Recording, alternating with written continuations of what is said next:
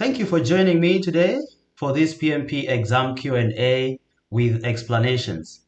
This is a YouTube video series that helps you build a PMI mindset behind situational questions. My name is Bosco Odon and I am an authorized PMP instructor and I'll be facilitating this session for today. Moving on, question 7. A conflict has emerged between a project team and a key external stakeholder regarding delivery priorities. The team views the issue as a workload and sequencing problem, while the stakeholder frames it as a lack of commitment and responsiveness. Tension is increasing and communication is becoming defensive. What should the project manager do? Option A. Analyze the broader context of the conflict to understand perspectives, constraints, and underlying drivers. Option B. Facilitate a joint problem-solving session to agree on revised delivery priorities. Option C. Ask the sponsor to intervene and reset expectations with the external stakeholder. And option D. Emphasize adherence to the approved plan to reduce emotional escalation and any confusion risks early. I want you to pause here before we move on to the explanation of this question. Attempt this question. Write your answer down, maybe on a piece of paper. If you're watching these on YouTube, comment your answer in the comment section, or you can keep your answer at the back of your mind. I hope you are ethical enough and you pause this video, and I suppose right now you have your answer with you. Right, so let's move on to the explanation of this question.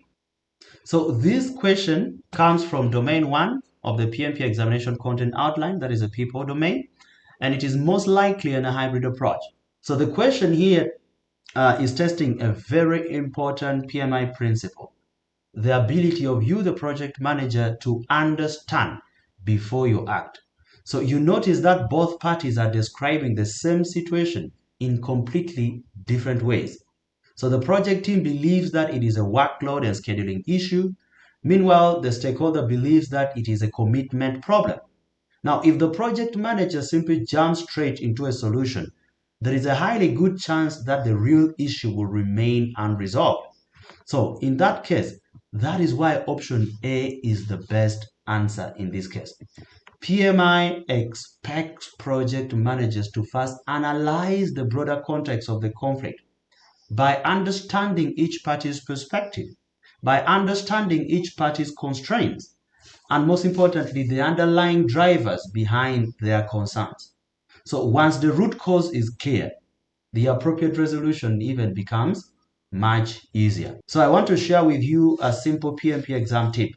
Whenever a conflict question presents different viewpoints, do not rush to solving the problem. PMI almost always rewards the answer that seeks to understand the root cause before taking any corrective action. And that was it for question 7. I hope you got question 7 right. If you didn't, hopefully you'll get the next one right. And if you like this video, I continue to urge you to subscribe to our YouTube channel. And also, if you have people who are preparing for the PMP exam, kindly share the link to this channel to them. Let them watch and also learn from these videos.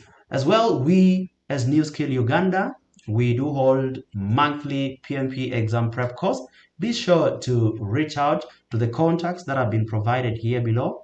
There's an email address and there is a phone number and there is also a web address. Be sure to reach up to us and we shall enroll you for the classes that we do have. Thank you for joining me for question number 7. See you in question number 8.